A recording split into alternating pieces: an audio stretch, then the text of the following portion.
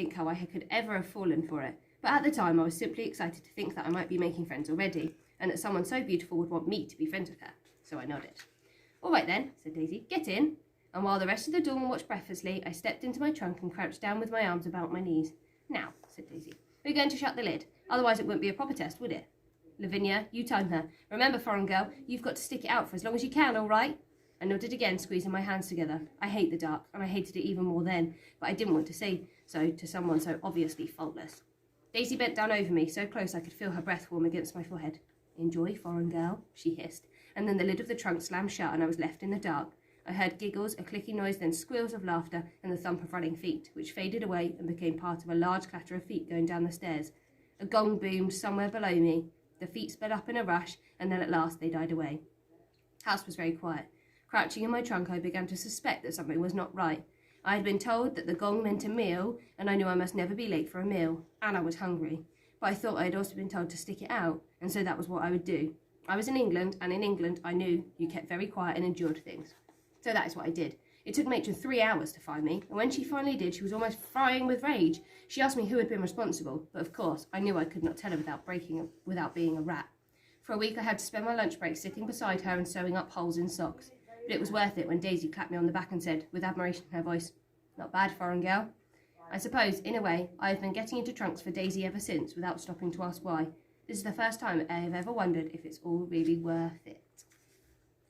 So in part 5, we carry out some daring nighttime detection. Oh yeah, because they were going to drink the medicine and go into the sick bay, didn't they? On Friday afternoon, I arrived in the cloakroom rather before Daisy. I had decided for the time being to forgive her, at least until I had seen more of her plan. I was hunched up behind a thick grey row of coats, rubbing my ankle, and was just beginning to feel nervous about what we were about to do when I heard Daisy's voice say, "Psst, Hazel, here," I whispered, sticking my head round the end of my coat rack. "Well lurked, Watson," said Daisy, sitting in the next to me with a thump. She pulled the little bottle out of her bag with a flourish and held it up in front of us. "Now are you ready to begin investigating?" We both looked at the bottle. I was ready to investigate, but not sure whether I wanted to go to Sam first. "We must be careful not to take too much," said Daisy. "I remember Nanny saying that it could be dangerous." "How much is too much?" I asked. "I've no idea," said Daisy cheerfully. "We'll just have to swig and hope. Well, bottoms up."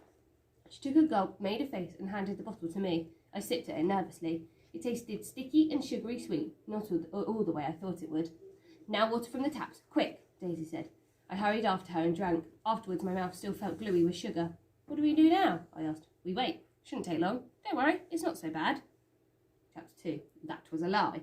I had barely sat down in French before my stomach began to make the most extraordinary jumps and heaves inside of me. I clapped my hand over my mouth in horror. "Oh, Mademoiselle," cried Daisy dramatically from next to me, "I think I'm going to be sick."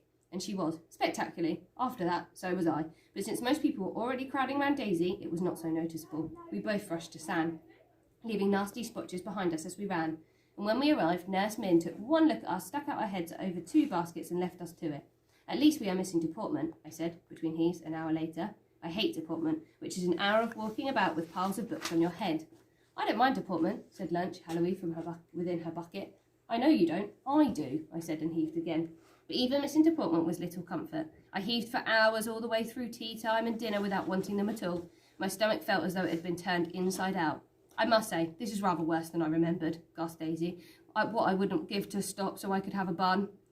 The thought of that made me heave again, and then Daisy heaved too. It was all very miserable, and I decided in the middle of a particularly nasty retch that after this we deserved to find some really excellent clues. "The 2 of you had better stay the night, I think," said Minnie, coming in to look at us. "I've some things that you can use to sleep in. Goodness, you did eat something that disagreed with you, didn't you?" At last, after hours of being ill, the heaving stopped, and I was able to get up and put the pyjamas Minnie had left out for me. They managed to be both long in the legs and tight in the waist, and I saw in the sand mirror that I looked like an enormous ill baby with a pale round face and ugly damp hair. Daisy's pyjamas, of course, fitted her perfectly, and being sick had only made her cheeks pink and her eyes bright, like a nice china doll. I dragged myself into my cool white-sheeted sand bed. I felt as though someone had squeezed me through a mangle. All I wanted to do was sleep for years and years. Daisy, though, had different ideas. "As soon as Minnie's asleep, we can begin," she whispered to me from the next bed, sounding not at all like someone who had just been sick for 6 hours straight. "Yes, Daisy," I said, when I turned over and went to sleep. Do you reckon they're going to find anything? What's that? You're just not talking.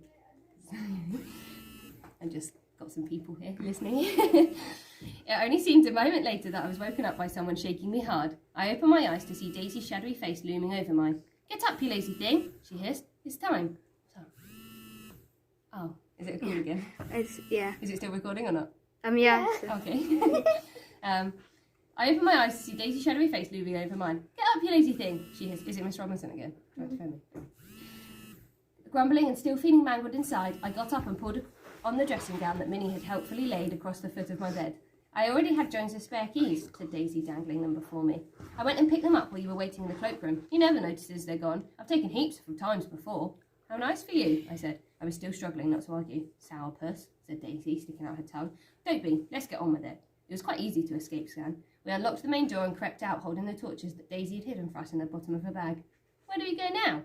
I glanced about the dark corridor and couldn't stop myself shivering. For the moment it was empty, and we were alone. But what would we do if the murderer, made nervous by Daisy's rumour, appeared? "We're off to the gym, of course," said Daisy. "Scene of the crime. Careful. Keep your torch low. We can't afford to have someone notice the light." I shivered again, but off we went. The skin on the... Oh, this is chapter 4. Last one I'll read today. The skin on the back of my neck prickled. We were heading towards the gym, to the place where the murder had happened. In the dark night, it was not only the murder I found myself afraid of, all my silly babyish fears appeared again, stronger than ever. Verity's ghost still lurked in the gym, and who knew whether Miss Bell had joined her? I stayed just behind Daisy and did not look round. I kept my eyes fixed on the little puddle of moving light cast by her torch, because I was terrified that it was too bright. Would someone else notice it? At last we arrived at the door of the gym, but instead of going out onto the floor, Daisy turned right and started up the steep flight of wooden stairs that led to the balcony. Soon the empty gym was stretched out below us. I didn't like it. I'm not fond of heights at the best of times, and the gym at night was a horrid place. It was dim and murky, and black shadows crouched at its edges. This is how Miss Bell had seen it, I thought, just before she fell.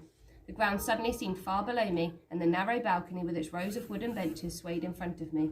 "Why are we up here?" I asked, clutching the railing. "Don't be slow, Hazel," said Daisy. "We're going to reconstruct the crime." "But we know what happened," I said. "Someone pushed Miss Bell off the balcony. You don't want..." For one dreadful second, I actually thought that Daisy was asking me to jump off the balcony while she watched. "Don't be a chump, Hazel," said Daisy. "We're not actually going to push anything off. Goodness, I want you to go downstairs and show me exactly where you found Miss Bell. I'll stay up here and look." I went back down extremely thankfully, but going into the gym again made my skin crawl worse than ever. It was exactly the way it had been on Monday night. Although, of course... without Miss Bell lying there. I went over to see where I had found her and looked up and to see Daisy peering down at me from below the balcony. All I could see was her face with her blonde hair hanging down around it and her eyes staring at me. For a moment she looked horribly like my idea of Verity Abraham's ghost. My heart jumped. "Are you ready?" Daisy called. "How was she lying?" "Her arm was back like this," I said, trying to demonstrate, and she was a bit curled up. "Oh, for heaven's sake," said Daisy. "Lie yourself down and show me. I'll never be able to understand it otherwise." I did not like that idea at all.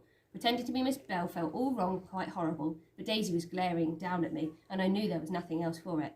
Reluctantly, I lay down on the wooden floor and stretched myself out in an imitation of Miss Bell's position. I closed my eyes and Daisy's torch flickered across my eyelids. "Is that all right?" I asked after a while. "Perfectly," said Daisy from next to my ear. My eyes flew open. She was crouching down next to me, staring up at the wall and the edge of the balcony above. "This is exactly how she was lying?" Daisy asked, peering at me. "Exactly," I said. So from the way she was lying, she must have gone over the balcony railing backwards. She was facing the murderer, I said, shuddering.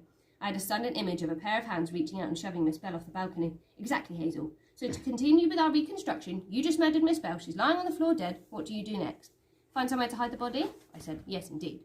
The fact that the body was still there when you came in just rather suggests that the deed had only just been done. And the fact that the body was gone when we came back, well, that suggests that the body and the murderer were hidden somewhere very close indeed. They really must have been in the cupboard, like we said. And golly, that must have been where the murderer hid when you came in too." My mouth went dry. I remembered running into the gym. It had seemed so empty and quiet, and the murderer had just been a few feet away from me. "But the body couldn't have stayed there," I said. Daisy rolled her eyes. "Of course it couldn't," she said. "The girls changing in there before first lesson on Tuesday morning would have noticed a dead body among the gym slips. But all the same, it must have been used as a temporary hiding place. Nothing else makes sense. And remember that smash-up yesterday? I'm sure I'm right, it was caused by the trolley, the one that Jones keeps in there. So all in all, the cupboard is crucial to this case. We can't put off looking inside it anymore. Come on!" She dug her fingers into my arm and dragged me, stumbling across the floor towards the musty storeroom. I felt clammy and cold all over, as though I was going to be sick again. I did not want to look in the cupboard. But Daisy left me no choice. She threw open the door and flashed her torch inside. I had to admit that it looked the same as it always did. Spiderweb white walls and piled up mounds of fencing weights, badminton rackets, croquet mallets. calisthenics mats and gym slips, but all the same I was terrified. Daisy leapt straight for the trolley, which was standing innocently beside the door, draped in discarded clothes, and began throwing things off with frantic excitement. I turned away and dug through what I hoped was a harmless old pile of gym slips, of the sort we hardly wear anymore. Unfortunately, the pile tipped over and spilled across the floor, and I saw that one of the gym slips had a long, dark smear all down its front. I shone my torch on it, and it came up rusty in the light. While I was still standing there, hoping that I was not seeing was really true, Daisy gave me up. "View, hello!" she cried. As suspected, blood on the trolley. "I say, Hazel, look!" I turned around, holding up the blooded gym slip. Good place to leave it. Yeah, we're about halfway through, so hopefully we can finish the other half after the holidays. Have a lovely holiday, and I will see you on here very soon.